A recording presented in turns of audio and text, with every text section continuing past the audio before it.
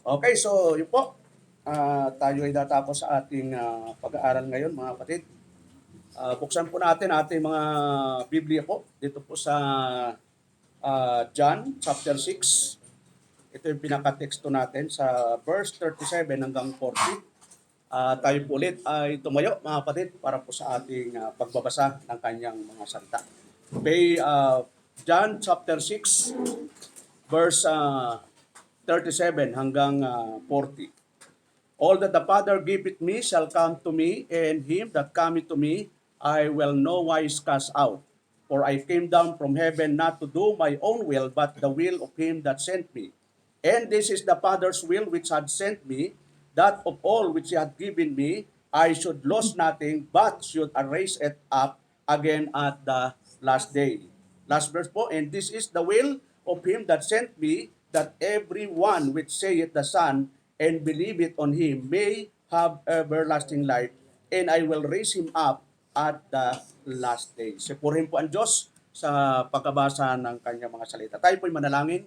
Ama, mapangyarihan sa lahat, salamat o Diyos sa umagang ito, sa iyong kabutihan, sa iyong biyaya. Salamat o Diyos sa bawat kapatiran na nandito, at doon o Diyos sa mga naka-join sa Google Meet. Nawa po ay pagpalain mo kami ngayong umaga sa aming pagsama-sama na pagsamba sa Espiritu at katotohanan. Nawa po ano po ang aming mapag-aralan, ito po'y tumimo sa aming puso at isipan, at ganun di o Diyos ay may apply namin sa pang-araw-araw naming buhay. Salamat o God, at lahat ito'y dinadalangin namin sa pangalan ni Jesus. Amen and amen. Okay, mga kapuna kayo kapatid, at unang-una ay magandang umaga muna sa inyo kapatid. Kamusta po ang inyong buhay-buhay? Yon. Dito po ay loaded. Dito ay medyo maraming bakante. Kaya sa sunod ay mag-invite kayo. Okay po, so ang ating pag-aralan ngayon ay pinamagatang, Why did Jesus come down from heaven? Kasi marami yung mga usapin dito patungkol sa Panginoon, no? Minsan, yung ang Panginoong Hesus parang dinadown talaga nila ng tudo. Pero pag-aralan po natin ngayon na i-preach ko na po yung eternal sonship of God, at yun, para mabigyan natin ng kapurihan ang ating Panginoong Hesus. So sa ating binasa, siyempre po, kung babalikan lang po natin yung ating binasa doon po sa John, makita natin doon sa 37, ang sabi doon, all that the Father giveth me shall come to me. Yon. Ang proseso, may ibinigay yung Ama sa Panginoon. Wala hong kusang lumalapit sa Panginoon. Talagang lahat ay palayo. Pero ang nagbigay sa atin sa Ama ay sa Panginoon ay ang ating Ama. Umaya, tatalakay natin ang gusto yan. Balik po tayo doon sa ating pinag-aralan na ito po yung controversial issue na si Kristo daw ay tao lang at talagang taong-tao talaga. Taong namatay, taong aakyat. So yun po yung controversial. May mga kapitbahay siguro kayo, may na-encounter kayo sa labas. Yun po yung mga masugid na taga-sunod ng mga ni Felix Manalo na si Kristo ay tao lamang. Yun. Kasi nagutom, nauhaw, inantok, may Diyos bang inaantok? Ganun. So tayo po, naniniwala na si Kristo ay nagkatawang tao. Pero yung purpose po, sabi ng ating pinakatima, why did Jesus come down from heaven? Bakit nga po siya bumaba? Kung bumaba, may pinanggalingan po siya. Mahirap naman bumaba, galing pa rin siya sa lupa. May bumaba ba na galing sa lupa, punta pa rin siya sa lupa? Yon, pag may bumaba, may pinanggalingang mataas, di ba Brad? Bumaba sa punong kahoy, saan ka galing Brad? Galing ka sa mataas na kahoy, bumaba ka doon. Yon, ganun ang Panginoon. So, kaya siya bumaba. So, number 1, tingnan natin ang Matthew chapter 1 verse 21. At siguro po, yung mga naka-join sa Google Meet, pwede kayo magbukas ng inyong mga Bible at nandiyan na rin po sa ating slide, no? Sabi doon, He came to save His people. Yun ang number 1. Kaya siya bumaba dito sa lupa ay para iligtas yung kanyang mga tao. May tao na ba, mga kapatid? Mayroon. Kasi ang sabi niya sa Matthew 1:21, and he shall bring forth a son, and thou shalt call his name Jesus. Ano daw itatawag na pangalan? Jesus. Bakit daw? for He shall save His people from their sins. Sa Tagalog, at siya'y manganganak na isang lalaki, at ang pangalang itatawag mo sa kanya ay Jesus, sapagkat ililigtas niya ang kanyang bayan sa kanilang mga kasalanan. Ang tanong mga kapatid, lahat ba ng tao dito sa mundo ay makasalanan? Yun, wala ho ditong exemption. Lahat ho tayo ay makasalanan. Pero ang ililigtas ng Diyos na sa kasalanan, yung kanyang mga tao, yung kanyang mga bayan, yung kanyang bayan. Ang sabi po sa 1 Timothy 1:15, sabi doon, this is faithful saying and worthy of all acceptation that Christ, tandaan natin ha, yun, pwede nyo sundan sa inyong mga Bible, kapatid. Huwag lang kayo nakatingin sa akin, baka magsawa kayo. Bisa nakakasawa na rin. No?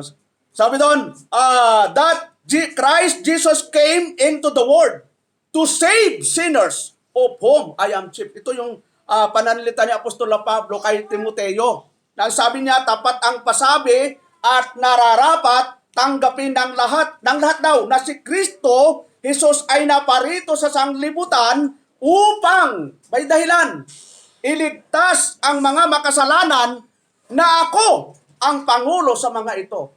Bakit to? Bakit nasabi kaya ni Apostol Pablo? Ano ba ang background ni Apostol Pablo? Yung balikan lang po natin yung Book of Acts kung gaano kasama si Apostol Pablo. Dito po sa Book of Acts, chapter, simulan natin sa verse 8, no? Verse 1. Sabi doon, and Saul, yun, hindi pa ito converted si Saul, Paul. Ang pangalan niya ay Saul. And Saul was consenting unto his death, and at the time, there was a great persecution against the church which was Jerusalem.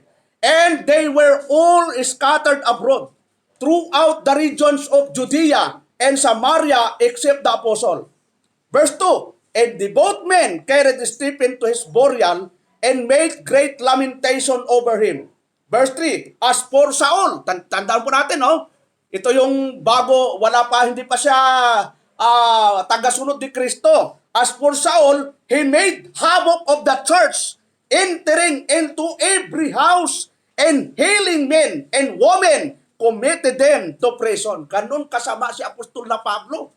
Alam mo yung mga Kristiyano, anong ginagawa niya? Dapat pinuksa ni Saulo ang iglesia na pinapasok ang bahay-bahay. Ngayon, ang tanong mga kapatid, ba nagpapasok ba bahay-bahay sa inyo para hatakin kayo at ikulong? Wala pa, di ba? Pero sa panahon ng early Christian, sa panahon ng mga apostol, ito yung nangyari na binabahay-bahay. Sinong nangunguna? Si Saulo. Na ang sabi niya, dapat pinuksa ni Saulo ang iglesia na pinapasok ang bahay-bahay at kinakaladkad. Ito, matindi, no? Hindi lang pinasok, brad, kinakaladkad na. Ano bang ibig sabihin ng kinakaladkad? Nakaranas na ba kayong kinakaladkad? Ako po, palagi. Nakakaladkad po ako ng tatay ko, matigas ang ulo ko noon. Halika ka, minsan sugat-sugat na yung pako eh. Yun. Minsan sa school din. Dahil mahilig ako dati magsuntukan eh. Yung teacher ko talaga. Yun, ang hirap po pag kinakaladkad. Ibig sabihin, kaya ka kinakaladkad, talagang pwersahan po talaga yon na ikaw ay isasama. Ganun ho ang sitwasyon during the time ng early Christian, mga kapatid. Na ang sabi doon, tatapat pinuksa ni Saulo ang iglesia, pinapasok sa bahay-bahay at kinakaladkad ang mga lalaki at mga babae at sila'y ipinapasok sa bilangguan. Ngayon ang tanong, kaya ba niyo mga kapatid na isang araw kakalad ka rin tayo na nagpilisidad mula dito hanggang doon sa barangay hall, tapos ikukulong tayo sa bilangguan? Sinong sasama? Taas ang kamay. Ikaw na lang, pastor. Sila po, lahat po sila, kinakaladkad, basta maabutan. Bahay-bahay po yun. Pupunta sa phase 3, kasi nandun si Brother Ariel, primitive yan. Pupunta ka sa Tracy, nandun si Brad. Yun. Nako, hindi ako primitive. Nakisama lang po ako. So, ganun during the time. Sinasabi lang natin ito, dahil sabi ni Apostol Pablo, na ang Panginoon ay nagkatawang tao para iligtas yung makasalanan at siya nga po yung nangunguna doon. Wala namang kabutihang makikita natin kay Pablo. Di ba? Mamamatay tao. Yon. Kayo ba, kung mamamatay tao, ano ang tingin natin? Naku, pastor, grabe nakakatakot pala yan. Matatakot ka talaga kasi binabahay-bahay, baka magtago eh. Halimbawa, sabi mga kapatid, nagdeklara na po ang gobyerno. Lahat ng primitive Baptist pagpapatayin. Pero sa linggo, may church po tayo. May magcha-church po ba? Pastor, Google Meet na lang po ako. Ganun katindi during the time. Pero, tinan natin. Sabi doon na verse 4, therefore, that is were scattered abroad when everywhere preaching the word. Ito yung nangyari during the time. Pero tingnan natin sa verse 9. Ito yung maganda dito sa verse 9. At Acts chapter 9, verse 1, sabi doon, in Saul, yet breathing out threatening in slaughter against the disciple. Ano yung slaughter? Dapat si Saulo na sumisilakbo ang mga pagbabanta. Galit na galit ho si Saulo sa mga Kristiyano. Sumisilakbo. Halimbawa, sumisilakbo, dugo ko sa'yo eh. Ano bang ibig sabihin ng sumisilakbo, sister? Yung talagang galit na galit ka, alam mo? Sumisilakbo talaga, dugo ko sa gusto kitang tirisin eh. Ng pino-pino. Galit na galit po si Saulo sa mga Kristiyano. Kaya sabi niya, sabi doon, verse 1, in Saul yet breathing out threatenings in slaughter against the disciple of the Lord, went unto the high priest and desired of him letters to Damascus to the synagogues, that if he found, tanda natin, if he found any of this way, whether they were men or women, he might bring them bound unto Jerusalem. Sabi doon, humingi sa kanya ng mga sulat sa Damasco, sa mga sinagoga. Ibig sabihin sinagoga, yung pinakasentro, yung mga namumuno. Humingi siya ng pahintulot upang siya'y makasumpong ng sino man sa mga nasa daan, Kristiyano, maging mga lalaki o mga babae, ay kanya silang madalang gapos sa Jerusalem. Yon, gagapusin muna. Halimbawa, nakita sinong gustong example? Si brother Nisti, nakita ni Saulo sa daan. Gagapusin po siya at dadalhin po sa Jerusalem, ikukulong po siya doon. Halaw, naglalakad si Sister Peles, nakita siya. Halika, kapusin kita.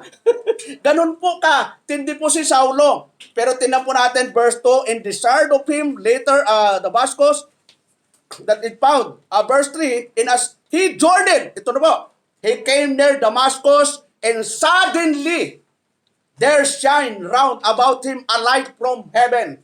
Sabi doon, at sa kanyang paglalakad, ano ang layunin ni Pablo habang naglalakad? Para hanapin yung mga Kristiyano, gapusin. Yon. Pag ikaw ang natsimpuhan, Sister Peles di Saulo, gapusin ka talaga, dalhin ka daw sa Jerusalem. Sabi doon, at sa kanyang paglalakad ay nangyari, siya'y malapit sa Damasco at pagdakay nagliwanag sa palibot niya ang isang ilaw mula sa langit. Yon, isang himala po mga kapatid. Verse 4, and he fell to the earth and heard a voice saying unto him, narinig niya yung salita eh, Saul, Saul, why persecutest thou me? Yun ang narinig ni Paul. Bakit mo ako pinag-uusig? Anong sagot ni Saulo? And he said, who art thou, Lord? And the Lord said, I am Jesus, whom thou persecutest. It is hard for thee to kick against the pricks. Alam mo, makasalanan, matinding kasalanan, pero kinahabagan ng Diyos, mga kapatid. Hindi na sinabi ng Panginoon, oy, Saulo, hindi ka makakapunta sa langit. Ang tindi ng kasalanan mo, ang dami pinapatay mo, ang dami mong pinabilanggo. Wala hong panunumbat na nangyari po sa buhay ni Paul nung na-encounter niya ang Panginoon. Ganun po ang paghahanap ng Diyos sa kanyang mga anak. Kaya makita natin doon sa ating pinapag-aralan na ang sabi ni Apostle Paul doon sa 1 Timothy 1:15, this is faithful saying and worthy of all acceptation that Christ Jesus entered the world to save sinners, of whom I am chief. Siya talaga yung nangunguna sa kasalanan. Ang tanong nga pa din, wala ba tayong kasalanan? Tayong lahat makasalanan. Ang sabi doon, all have sinned and come short to the glory of God. Walang pwedeng tumayo dito, pastor. Akala mo, pastor, banal na banal ako eh. Wala akong kasalanan. Di ba yung binata, sabi ng Panginoon, Lord, ano bang gagawin ko para magkamit ako ng buhay na walang hanggan? Alam mo, Lord, nasunod ko na lahat ng kautusan.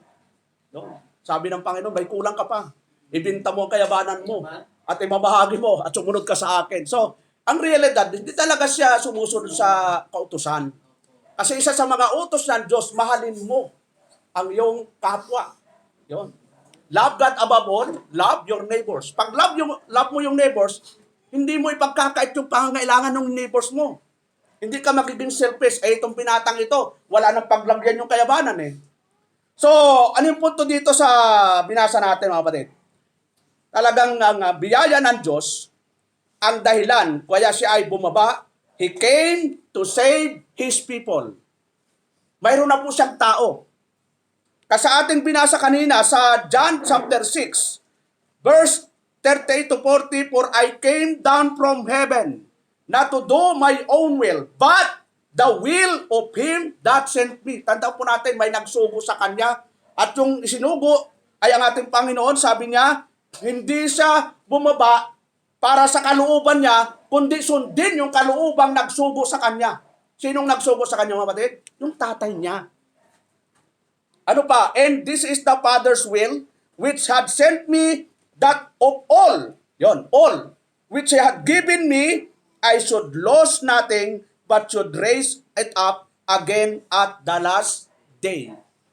So may ibinigay na po ang Ama kay Kristo. Alam ng Ama kung ilan ang bilang nun. Ang tanong, kasama po kayo mga kapatid?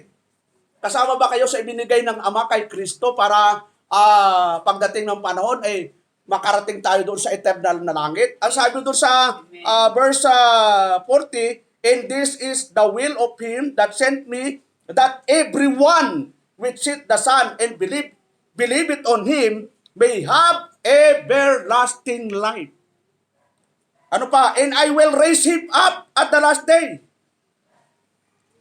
Yun ang napakagandang verses na makikita natin mga kapatid na promise ng Panginoon na talagang pagdating ng panahon, yung kanyang mga iniligtas ay kanyang bubuhayin kahit namatay at yung mga buhay ay papaltan ng katawang maluwalhati. Dito po, John 12, verse 26. So, sabi doon, If any man serve me, let him follow me, and where I am, there shall also my servant be. If any man serve me, him will my Father honor. Ito mga kapatid, practical na buhay tayo. Wala na tayong problema sa eternal. Ang Ama ang pumili sa atin. Sino ang pumili sa atin mga kapatid? Ang Ama. Ano ang katunayan? Tingnan natin yung Ephesians chapter 1, verse 4. Sabi po dito sa Ephesians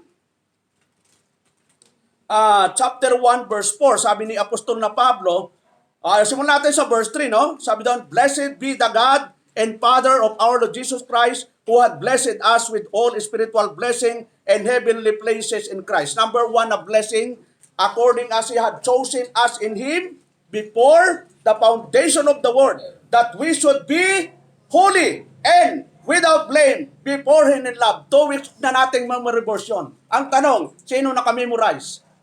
2 weeks na nating memory verse yun. Sige nga. Alam mo, ano yun? Isang taon na ba nating memory verse yun, mga kapatid? Hanggang ngayon, di pa memory. Next week, next Sunday, pinapatawad ko din kayo, ha? Next week, pangatlong linggo na yon. Memory verse natin yon, Ephesians chapter 1 verse 4. Ilagay nyo sa puso nyo. Ilagay nyo sa kukuti. Yon. Ano yon? Sabi doon, siyo, inyuti. Ano yon, sister? Coconut. So, importante kasi yon yung Ephesians 1.4. Bakit to? Anong nakalagay sa Ephesians 1.4? Walang tinginan. O, brothers mo. According, dito, dali. Para ma-challenge yung mga senior. Laksan mo, Ephesians 1.4. Ephesians 1:4. According as He had chosen us in Him before the foundation of the world, that we should be holy and without blame before Him. Kita mo? Sino, yung adult naman, adult. Sino mag-memorize? Adult naman. Walang adult? O, senyor, sinong... O, sa sunod na lang, next Sunday. So, dapat alam natin yon kasi ito yung pinaka-importante. Bakit ito importante? Sabi doon, according as He had chosen us in Him before. Kailan daw pinili tayo? Before the foundation of the world. Hindi ikaw ang pumili, hindi ako ang pumili, yung Diyos. Di ba, blessing yon? Wala kang pumipili sa atin dito eh. Iniwanan na nga tayo ng mga tao. Ako, ang daming nang iwan na sa akin. Iniwanan ako ng nanay ko, tatay ko, biyanan ko. Wala na akong biyanan eh. Pero may Diyos po tayo na hindi nang iiwan. Sabi ng Panginoon, hindi ko kayo iiwanan, hindi ko kayo pababayaan. At ito maganda, before the foundation of the world, pinili tayo. At yung mga pinili ng Ama before the foundation of the world, siya yung ibinigay niya sa Panginoon. Kaya makita natin doon sa ating teksto, John 6:40, chapter 6, verse 37, ano pong sabi doon? All that the Father gave it me. Yon, yung mga ibinigay ng Ama, yun yung pinili niya before the foundation of the world. Pastor, paano malalaman ako pinili? Kung nagmamahal ka sa Diyos, nagmamahal ka sa Kanyang salita, nagmamahal sa kapatiran, manifestation po yun. Na kahit inaaway ka, hindi ka naghihiganti. Di ba? Kahit sinisismis ka, alam mo, ang pangit niya. Sabihin mo, maganda ka. Di ba? Karaniwan ho sa tao, pag sinabing pangit, ano ang sagot ng mga tao? Mas pangit ka! Ngayon, baliktarin mo. Pangit ka! Maganda ka! Yon, at least positibo. Ganun ho ang mga Kristiyano, nagmamanifest kapag ikaw ay born again, Kristiyano, may fruit of the Holy Spirit, nagmamanifest po talaga sa iyo yun. Ano yung fruit of the Holy Spirit, babalit? But the fruit of the Spirit is, anong number 1? Love. Kaya kahit hindi ka mahal-mahal, nilalove mo. Bakit ito yung love? What is the meaning of love? Pastor, love is blind. Yung kalabor, yan ang unang meaning ng mundo eh. Love is blind. Kaya pastor, kahit ayaw mo, tumitibok ang puso ko. Naku, delikado yan.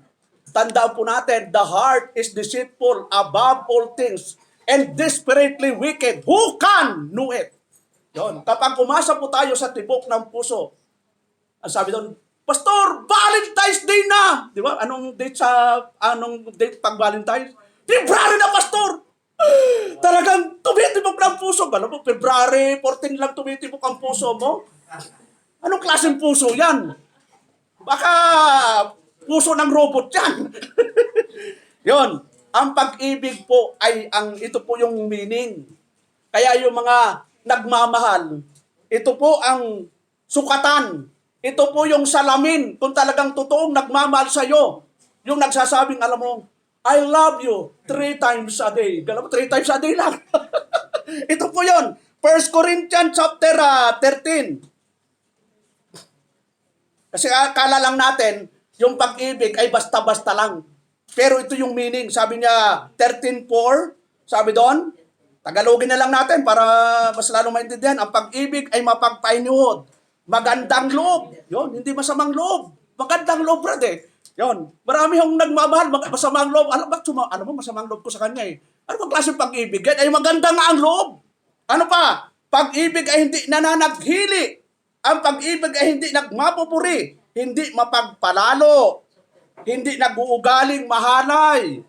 Hindi hinahanap ang kanyang sarili. Hindi nayayamot. Alam mo, nayayamot ako sa iyo eh. Hindi mo ako tinex ha. Alam mo, inis na ako sa iyo. Baka may iba ka ng ka-text. Yun, minsan nang nangyayari. Hindi nayayamot ka. Bahala siya kung mayroon siyang iba. Ang importante, mayroon Diyos na hindi nang iiwan sa atin. Di ba mga kapatid? Sabi doon, hindi nagagalak sa kalikuan, kundi nakikigalak sa katotohanan. Yun, kaya nga, importante yung kung ano yung totoo. Ano pa? Lahat ay binabata, lahat ay pinaniwalaan, lahat ay inaasahan, lahat ay tinitiis. Ngayon, tanong mga kapatid, yung huli, mayroon ba kayong pagtitiis? Pastor, ang tagal ko nang nagtitiis. Bakit? Wala akong boyfriend. Wala akong girlfriend. Bayaan mo lang.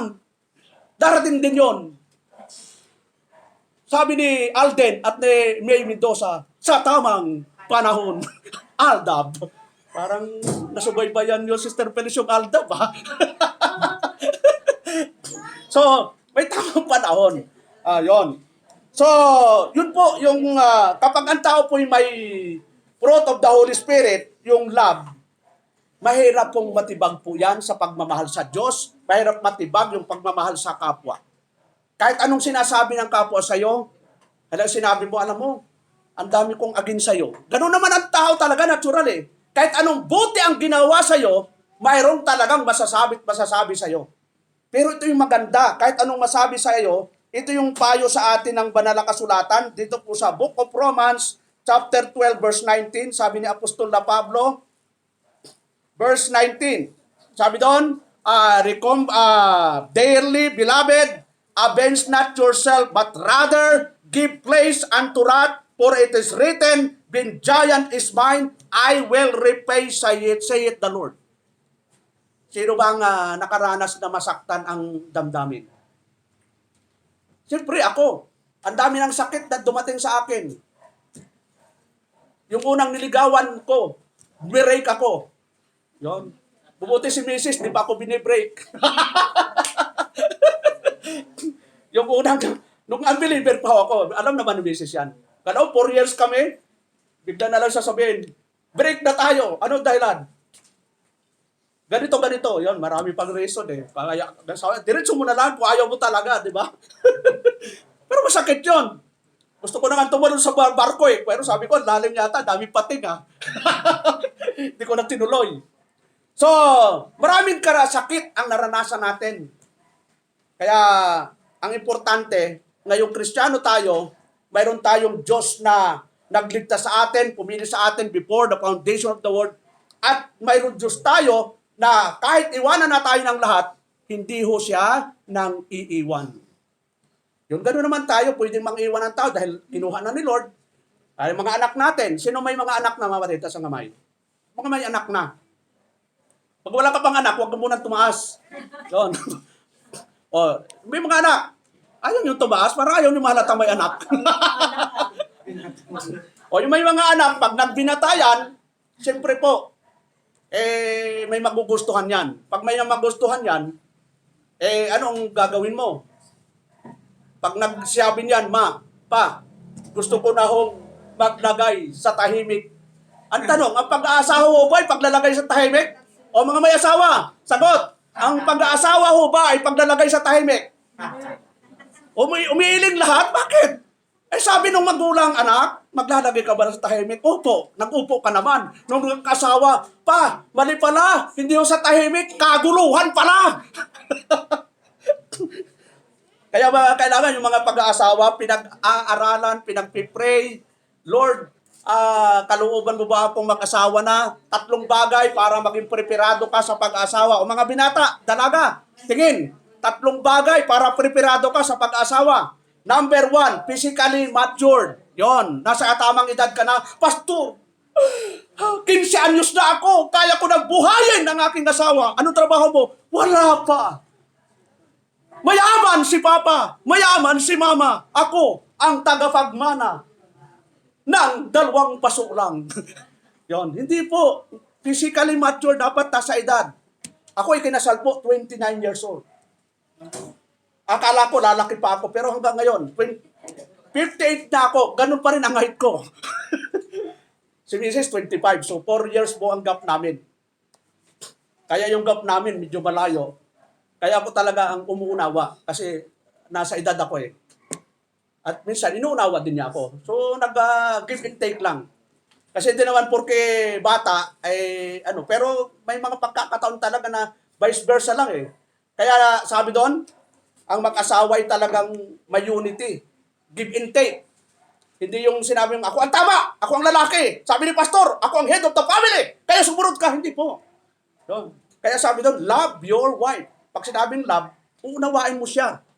Unawain mo yung asawang mo babae. Bakit unawain natin yung asawang babae? Kasi ang asawang babae may mood 1, mood 2, mood 3. Pag umabot sa mood 10, lumabas ka na. Lumayo ka muna. Matitikman mo ang Armalite. Sabi ng isang nakabasa ko sa Facebook, makaalis na nga sa bahay na ito. Mabuti pa sa Ukraine, tumigil na yung missile sa bahay. Hindi tumitigil yung Armalite, ang asawa ko. Ano pa yung Armalite ng asawa, mga babae? Ha? Ha? Bibig po. Matindi, no? Okay po. So, yung love kasi, pag pinairal po natin, maiaayos lahat. Di ba? Kailangan physically mature sa mga dalaga at binata. Pangalawa, financially mature. Gusto mo nang mangligaw, wala ka pang trabaho. Pambili nga ng toothpaste, wala kang pambili. Yung toothbrush mo, 10 taon na. Wala na nga brush puro hawakan na lang Tapos manliligaw ka pa. Tapos ang ginagamit mong toothpaste, maghahanap ka pa ng, pwede naman doon sa probinsya, yung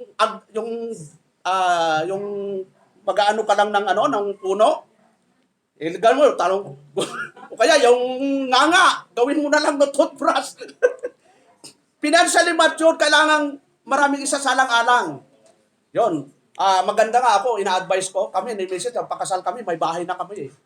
Yun, kumpleto na po yung gamit namin. May rep, may washing machine. Ang problema, di namin ginagamit kasi mataas sa kuryente, kaya naka-display lang. Pero kumpleto ng gamit namin, kasi kung mag-aasawa ka at wala ka pang gamit, napakahirap po. Kaya matinding preparasyon dapat. Pangatlo, ang pinaka-dabis na preparation ng gustong mag-asawa is spiritually mature. Napakaganda po kapag parehas kayong maka-Diyos. Yun, kahit magtalo kayo, mag-away kayo, in the end, magbabate. Bakit to? Pag hindi kayo nagbate, magkakasala kayo. Bakit to? Ephesians chapter 4, verse 26. Ito sa mga mag-asawa. Taas ang kamay, lahat ng may asawa para mahalata. Isa lang ang may asawa? Brother Erel, wala ka ba asawa? Ephesians chapter 4, verse 26. Ito para sa mga may asawa. Sabi doon na verse 26, be you angry. Yon. Ano yung be you angry? Kayo'y mga galit, inutusan pang magalit. And sin not, let not the sun go down upon your wrath. Kayo'y mga galit at huwag kayong mga kasala, huwag lumubog ang araw sa inyong galit. Ito yung resulta na may pagmamahal ka, unconditional. Yung love. Kaya inuna ang fruit of the Holy Spirit is love. Anong sunod sa love?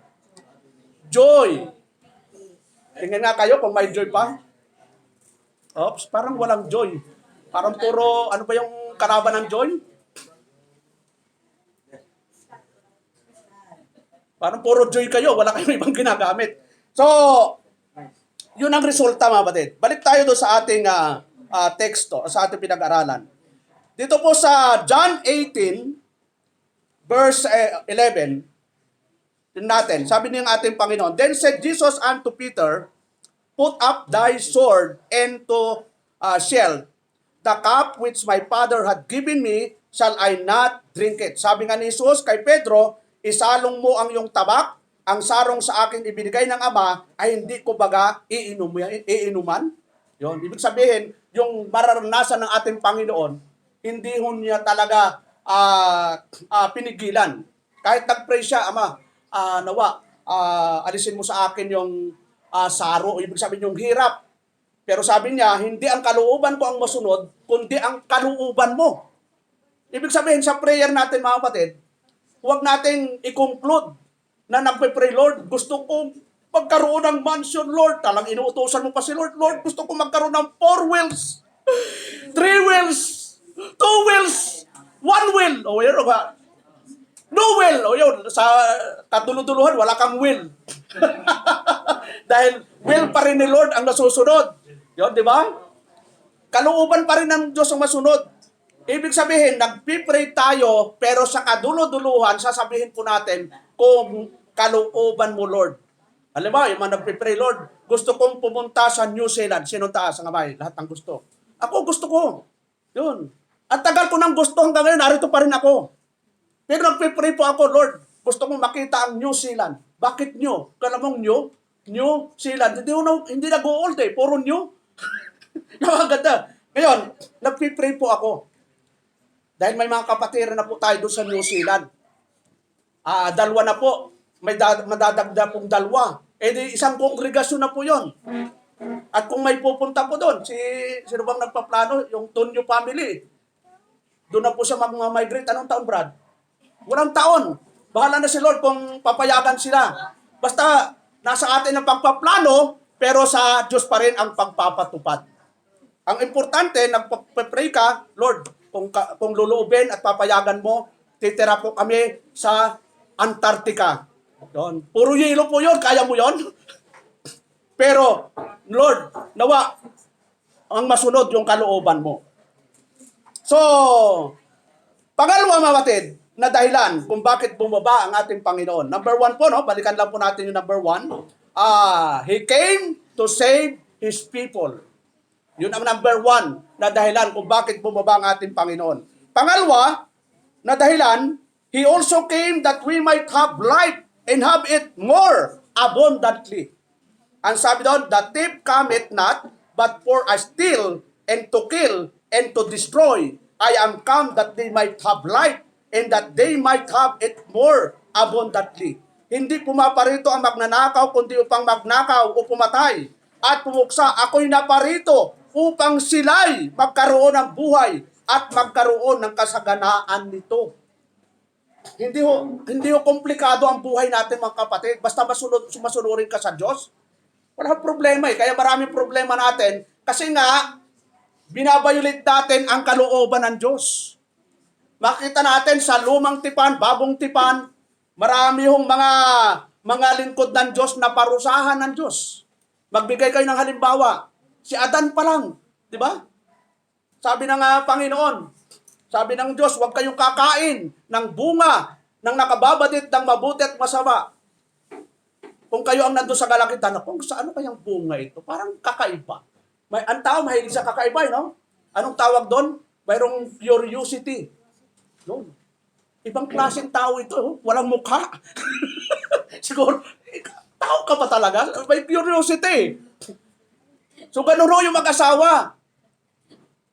Ang tanong nga kapatid, sino ang unang kumain? Si Adan o si Eva? Iba. Kung yung mga lalaki ngayon, narito, kung yung asawa nyo ang unang kumain, hawak pa ng babae, pipigilan ho ba nyo yung asawa nyo? Alam yung kasalanan kumain na yon. Mga lalaki, siyempre. Talagang siyempre talaga. Matindi, no? So, kailangan, pag alam mong mali, nandun ho yung paninindigan natin. Yun, di ba aling magalit? Huwag lang magalit ang Diyos. Sabi niya, yun ang kulang kay Adan. Walang paninindigan. Yun. So, kailangan yung paninindigan. Siyempre, may mga usapin dyan, yung mga theologian, na kung hindi raw nagkasala, ay wala tayo, hindi ho totoo yun. Dahil before magkasala, sabi ng Panginoon, go and multiply. Mayroon ng command, brad eh. So kahit hindi magkasala, magkakaroon pa rin. Kasi yun ang command eh, go and multiply eh. Eh paano mamumultiply kung hindi dadami? So, ano po yung sabi doon? Sa 1 Timothy chapter 6 verse 12. Fight the good fight of faith, lay hold on eternal life, whereunto thou art also called and hast professed a good profession before many witnesses. Sabi ni Apostol Pablo kay Timoteo, makipagbaka ka ng mabuting pakikipagbaka ng pananampalataya. Manangan ka sa buhay na walang hanggan, na dito'y tinawag ka at ipinahayag mo ang mabuting pagpapahayag sa harapan ng maraming saksi. Tayo po kasi, ginaya sa sundalo. Pero dapat yung sundalo nakikipagbaka ng tabang pakikipagbaka. May anak ba kayo magsusundalo? Sino mga may anak na sundalo? Si Sister no? Si Sister Gina. Pulis, no? Yun, gano'n mo. Kaya ingat-ingat kayo, baka hulihin kayo na anak si Sister Gina. O, yun. Yung anak ni Brother Ariel, anong gusto niyan, Brad?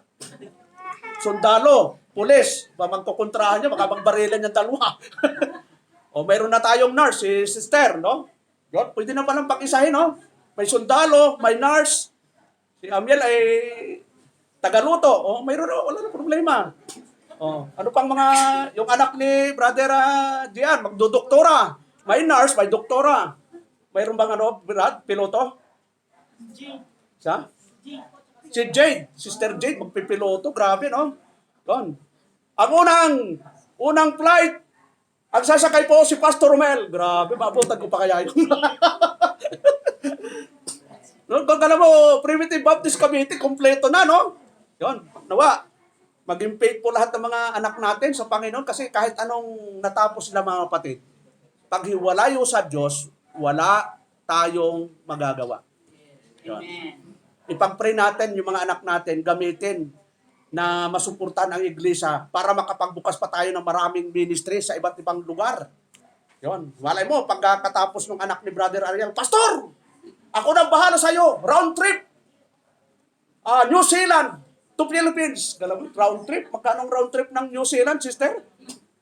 Ano yata? Magkano, Brad? 100 round trip.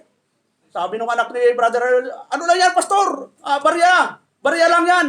Nakatitig yung bunso. Mukhang na talagang, ano talaga. So ipag-pray natin yung mga anak ng ating mga kapatiran. Ano ang challenge talaga? Mas maganda po yung mga anak na lang talaga natin mag-focus. Kasi yan talaga yung biblical eh. Ang mga magulang ang siyang may mandato na turuan ang ating mga anak. Kaya makita natin na kapag yung magulang, maka-Diyos, wala hong tutol yung magulang, mga anak eh. Pero yung mga anak lang ang nagsa-charge, medyo delikado eh, danger eh. Okay po, so punta po tayo sa Matthew 7:14. Sabi doon, because straight is the gate and narrow is the way which leadeth unto life, and few there be that find it. Sapagkat makipot ang pintuan at makitid ang daang patungo sa buhay at kakaunti ang nakakasumpong noon.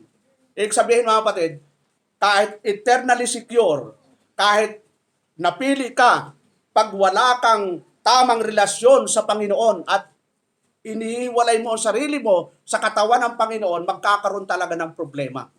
Kasi marami nang nangyari dito sa atin eh. Sabi doon sa talata, no? Because straight is the gate.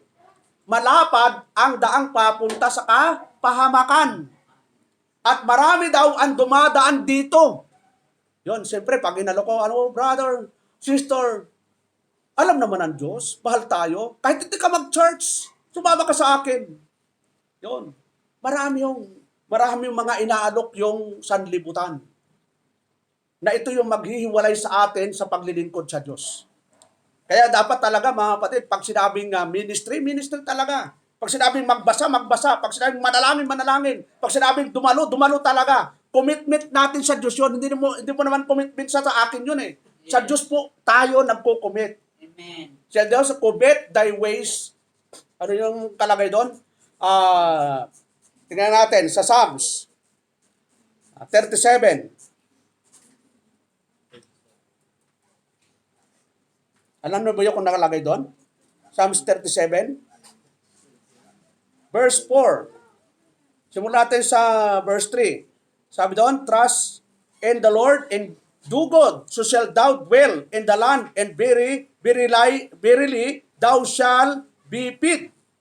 Verse 4. Delight thyself also in the Lord, and He shall give thee the desires of thy heart. Memory verse natin dati ito eh. Yung nandyan pa, di ba, nababasa natin doon? Sino nakaalala? Sige nga, walang tinginan. Sige nga na. Pero hindi ko nakagulat. Kasi naalala ko lang. Yung nakalagay doon, no? Yes. Doon. Tapos sa verse 5, ito po yon. Sabi doon, commit thy way unto the Lord, trust also in Him, and He shall bring it to pass. Yon. Ihabilin mo ang iyong lakad sa Panginoon. Tumiwala ka na rin naman sa Kanya at Kanyang pagyayarihin. So, nasaan ang tiwala? Sa Diyos, oh. Huwag tayo magtiwala sa kanino man, sa kayamanan. Dahil sabi ni Apostol na Pablo kay Timoteo, 1 Timothy chapter 6, simulatin sa verse 17, sabi ni Apostol na Pablo, charge them that are rich in this world, that they be not high-minded, nor trust in uncertain riches, but in the living God. Saan daw tayo magtitiwala? In the living God. Sa buhay na Diyos, who give it us richly, all things to enjoy. Sabi ng ating kapatid na Pablo kay Timoteo, verse 18, that they do good. Yun yung mga pinagpala ng Diyos. Sinong pinagpala na ng Diyos? Taas ang kamay. Hindi kayo pinagpala. Spiritual sa Oo, Spiritual. Baka mahalata ako. Lahat po tayo pinagpala. Kaya ka narito, pinagpala na tayo. Pinagpala tayo na wala tayong sakit. Pinagpala tayo, nagising na tayo. Nakatulog tayo. Pinagpala tayo dahil ang dami nating pagkain. 1, 2, 3, 4, 5, 6, 7. Aba, may 7. Plus fruit salad. Fruit salad ba yun, Brad? Fruit salad? Ha? Buko salad. Wow, paborito ko talaga yung buko salad. Yun. Baka magunahan tayo. Kaya magtira muna ako ng kaunti. So, ang daming blessing. Sabi nga, count your blessing. Ano yung sunod doon? Count your blessing. Ano yon? Name one by one. Pero ang mga Kristiyano, anong binibilang? Pastor! Problema number 1! Biralco! Yun. Problema number 2, ano? Water bill. Yun ang binibilang natin. Pero yung blessing, nakakalimutan natin. Yun, ang daming blessing. Na kapag yun po ang binilang natin, maiibsan yung mga dalahin mo sa buhay. So, ano pa ho mga batid? Pangatlo, bakit ho bumaba ang ating Panginoon? He also came to bear witness unto the truth. Ang sabi po niya sa John 8:37, Pilate therefore said unto him, Art thou a king then? Jesus answered, Thou sayest that I am a king. To this end was I born, and for this cause came I into the world, that I should bear witness unto the truth. Everyone that is of the truth, heareth my voice. Yun. Lahat ng nasa katotohanan daw, dumirinig ng kanyang tinig. Di ba, makita natin doon sa John 10:26 hanggang 27, ano po yung sabi ng ating Panginoon? John 10:26 hanggang 27. But you believe not, because you are not of my sheep, as I said unto you. Verse 27, My sheep hear my voice, and I know them, and they follow me. Yun yung katibayan. Ang dami namang pwede natin puntahan ngayong umaga, no? Sina Sister Aisel, malapit lang ang SM eh. Pwede namang hindi sila pumunta. Ano, mag-Google Meet na lang tayo. Pwede naman. Habang nasa SM, di ba? Wala namang, hindi naman yung nasa Google Meet. So, ibig sabihin, bakit tayo narito? Pwede namang wala tayo dito. At gawin na lang natin yung gusto natin sa buhay. Magkanya-kanya na lang tayo. Yun, abala pa, pastor eh. Pupunta rin naman tayo sa langit, di ba? Sabi mo, eternally secure naman tayo eh. Ba't magpapagod pa tayo pumunta sa church? Di ba, Brother Ariel? Eh magkikita-kita rin pala tayo sa langit. Eh bakit nagpapakapagod pa tayo pumunta dito? Kasi nga, yon ang sinasabi ng banal na kasulatan. Nang sabi doon, but my sheep hear my voice, and I know them, and they follow me. Ay utos ng Panginoon. Ano ba yung utos ng banal na kasulatan? Dito po sa Hebrew, chapter 10, verse 25. Tingnan po natin, mga kapatid. Hebrew chapter 10, 10:25, mga kapatid. Sabi po ni Apostol Pablo, not forsaking the assembling of ourselves together, as the manner of some is, but exhorting one another, and so much the more as you see, the day approaching. Na huwag nating pabayaan ang ating pagkakatipon na gaya ng ugali ng iba, kundi mag-aralan sa isa't isa. Yun, mag-aralan. Ay kung wala ka dito, paano ka mag-aaralan? Wala ka sa Google Meet. Hindi ka maaaralan. Ang aaral sa'yo, mga makasanlibutan. Halimbawa, wala kayo dito, wala ka sa Google Meet. Ano ang papakinggan mo ngayon? Nandun ka sa club. Oh, giliw ko! Miss na miss kita! Talagang maganong ka pa, oh. Sino bang kumanta doon? Sister Peles? Parang, ano yun, kapanahon, mga 60s yun, ano? 60s. Wala ka dito. Wala ka sa Google Meet. Ang tanong, nasaan ka? Yun.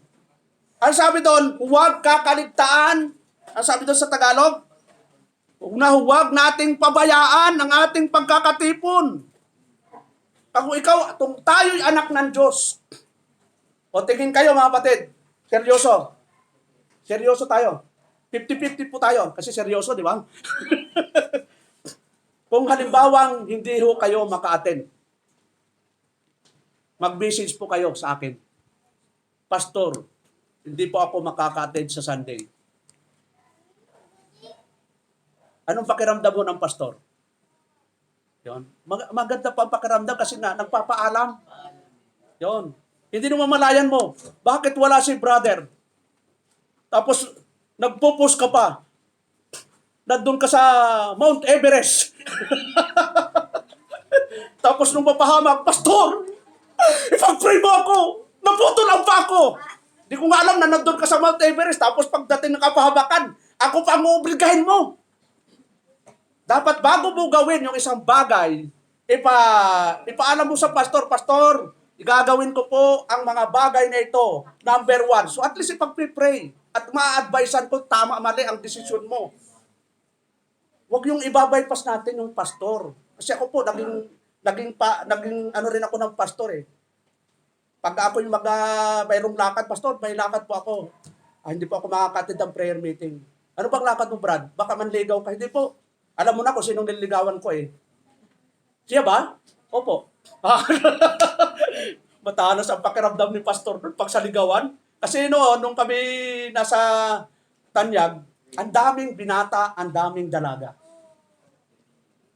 Dito, wala nang dalaga, wala nang binata, puro senior citizen na lang. Kaunti na lang. Pero kami dati, ang daming dalaga. Kaya hindi sabi ni Pastor, wala nang manliligaw sa labas. Wala nang magpapaligaw sa tagalabas. Ay, ang daming binata, ang daming dalaga, ba't magliligaw ka pa sa labas? Ay, doon pa lang, puro Kristiyano yun eh. Kaya kami noon talagang pag sinabing, ay si sister, ay huwag mo nang ligawan, kay Brother Romel na yun eh. Alam na nila. Yun. Hindi na pwedeng ligawan kasi dalawa mag-aagawan pa kayo, eh, isang charge niyo. Alam mo dito, kung mayroong girlfriend siya, alam ang magkaribal pa, pareho kayong magtaga rito, Pastor. Ipaglalaban ko siya. Kahit mag-away kami ni brother. Isang liligawan mo, taga rito. Give and take, hindi lang siyang babae, hindi lang siyang lalaki. Tandaan po natin, nasa 8 billion po ang tao sa mundo. Hindi lang Pilipina ang babae, hindi lang Pilipino ang lalaki. Mayroon din Koreano, Hapon, Malaysian. Ano yung pinuntahan nyo, sis? Punta kayo sa Kuta, Kinabalu. Yun. Ang dami. Ay ba't ba mag-aaway-aaway pa kayo sa isang lalaki? Mag-aaway pa kayo sa isang babae? Eh kung ayaw sa'yo, di ba? Ang dami. Pero siyempre, ang qualification, Kristiyano, mananampalataya, kauri mo. Ang sabi sa Bible, huwag kang makipamatok sa hindi kapananampalataya. Ang sabi po ng 2 Corinthians chapter 6 verse 14, sabi dito, but be you not unequally yoked together with unbelievers, for what fellowship had righteousness with unrighteousness, and what communion had light with darkness. Kaya pinagpipray natin, mga kapatid, yung mga dalaga dito, mga binata, nawa ang mapangasawa nila makadiyos din. Bakit to? Tinanin nyo, no? Kapag sila'y nakapangasawa ng hindi makadiyos, sabi doon, at anong pakikipagkasundo mayroon si Kristo kay Bilyal? Ano yung Bilyal? Yon, parang si Satanas yon. At anong bahagi mayroon ang sumasampalataya sa di sumasampalataya? Verse 16, and what agreement had the temple of God with idols? Gala mo yung girlfriend mo, boyfriend, sumasamba sa rebulto, tapos sabi mo sa kanya, alam mo, masama ang rebulto, pero siyempre, ang susundin ko naman yung nararamdaman ko. Di bali na, ako itiwalang ni Pastor. Basta masunod ko lang ang nararamdaman ko. Yun lang ang malaking problema talaga. Ang dami yung nadaya dahil sa nararamdaman. Ang unang nakita natin doon, sino po? Si Adan mismo. Yun. Siguro, ayaw lang niyang magalit si Eva. Kaya nung binigyan ni Eva ng bunga, okay na ito.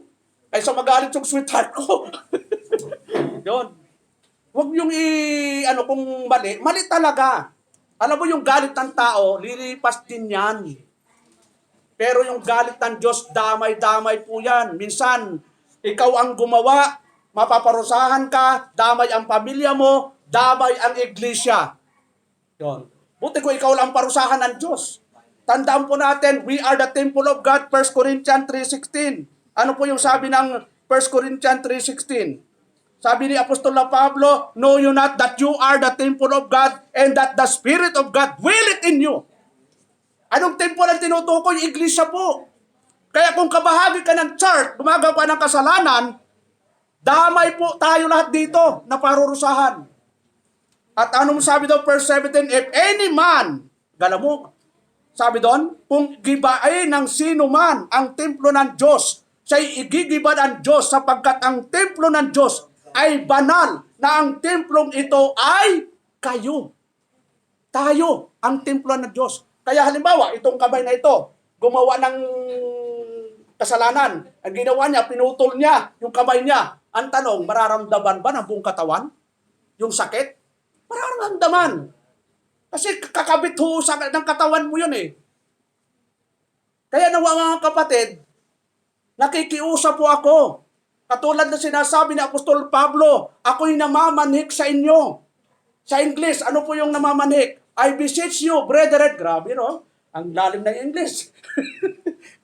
Nawa po, lumakad po tayo ayon sa kalooban ng Diyos. Kasi ito yung part ng ating practical na buhay. Sabi doon sa number 3, he also came to bear witness unto the truth. John 4:24. Ito, na-preach ko na po ito. Balikan lang po nyo na yung ating preaching ng John 4:24.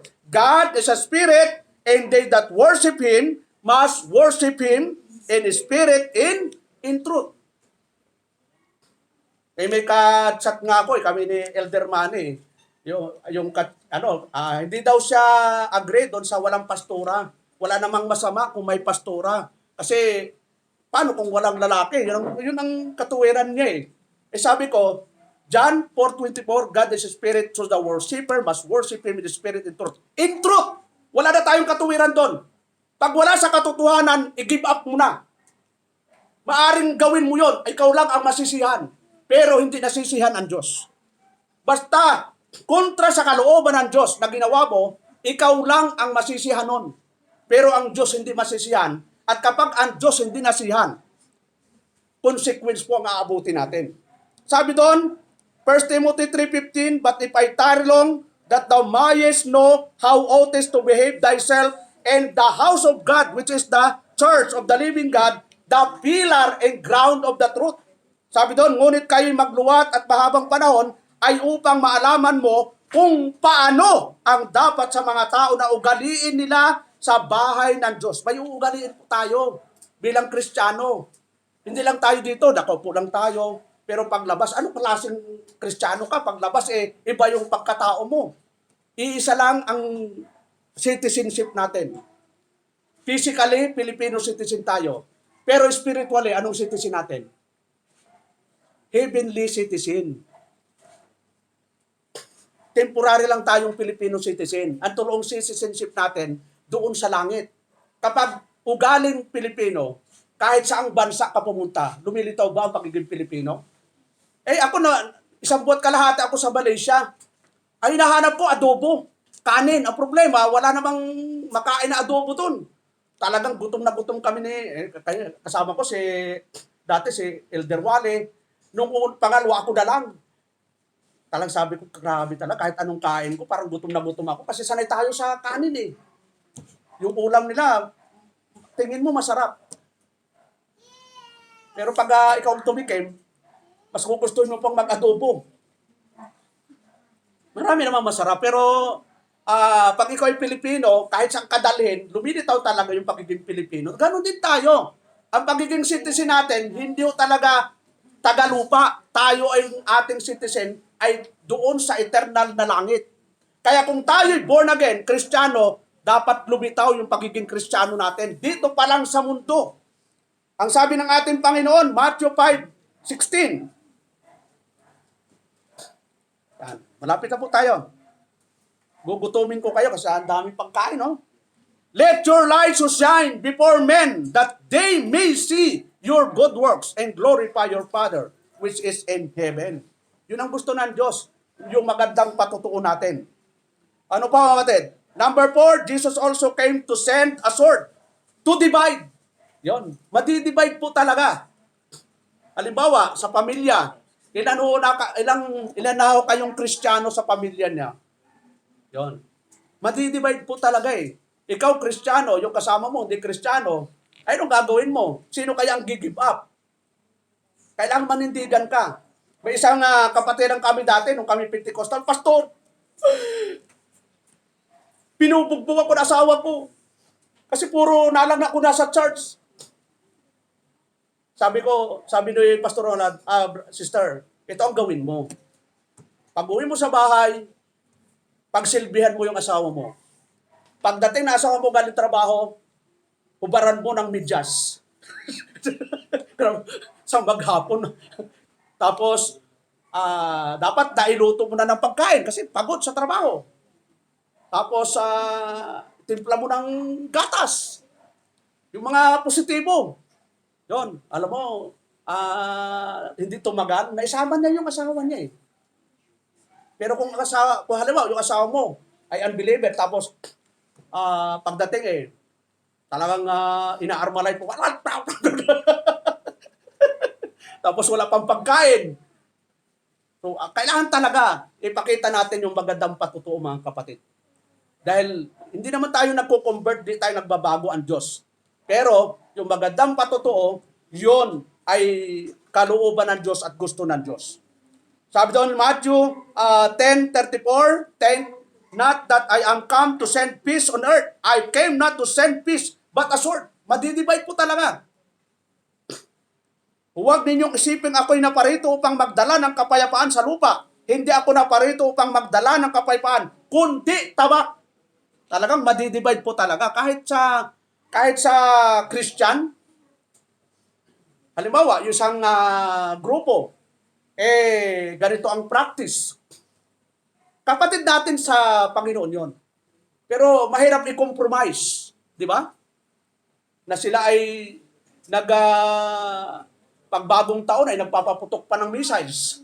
No? Bakit magpapaputok ng missile? Para, ano daw Brad? Para lumayas ang mga demonyo. Sa palagay nyo, lalayas ang demonyo pag nagpaputok kayo ng 5-star? Sino ang lalayas? Lalayas yung kamay nyo, mapuputol. Wala ho sa Biblia na kapag nagpaputok, lalayas ang demonyo. Isa lang ang paraan para mapalayas ang demonyo sa bahay nyo o sa kapaligiran. Ito yon, James 4:7. Talagang hindi lalayas. Tatakas nga, sabi ng Biblia eh. Tingnan natin, James chapter 4, verse 7. Sabi ni Apostol Santiago, submit yourself therefore to God, resist the devil, and he will flee from you. Yun, isa lang yun lang ang paraan. Hindi mo kailangan bumili ng isang box na yung pinakamalakas ngayon na yung paputok. Alam nyo kung sino? Anong paputok? Pacman. Grabing laking Pacman yun. Yung gumawa sila ng paputok na yung pangalan, Pacman. Grabe, pag pumutok talaga, hawak mo yun, baka pati katawan mo, mas sumabog eh. Dati, nung binata ko, di pa ako Christian, nagtatrabaho ako sa Manila, excited akong umuwi. Yun, siyempre, ganun ang mga probinsyano. Pag nagtrabaho sa Manila, ang excited na umuwi yan. Ano ang unang pasalubong? Anong iniisip ng mga taga-probinsya na bilhin, Brad? Pasalubong. Yung biskwit, nasa lata. Ganun kalaki. Alam mo kung ilan ang binibili ko noon? 3. Yon. Kasi, 2 yung kapatid ko na may pamilya. 2, tig-isa. Tapos isa sa amin. Yon. Pag hindi mo binigyan yun lang talaga ang kasiyahan nun eh. Tapos yung tatay ko, ang kasiyahan lang nun, pag may pasalubong na paputok, yun, bumibili talaga ako 1 box. Na ang paniwala namin, pag nagpaputok, lahat ng masamang espiritu, lalayas. Talagang may basuka pa nga kami doon. Talagang tinatapat namin sa ilog kasi sabi ng tatay ko, itapat mo sa ilog. Bakit to? Diyan maraming masamang espiritu. Yon, sa ilog pa. Tandaan po natin, walang pinipilo ang masamang espiritu. Kahit saan yan. Kahit sa simbahan, may masamang espiritu. Yon. Tingnan nyo mga kapatid. Tingnan nyo yung sa paligid nyo, baka tawa si Brother Idol.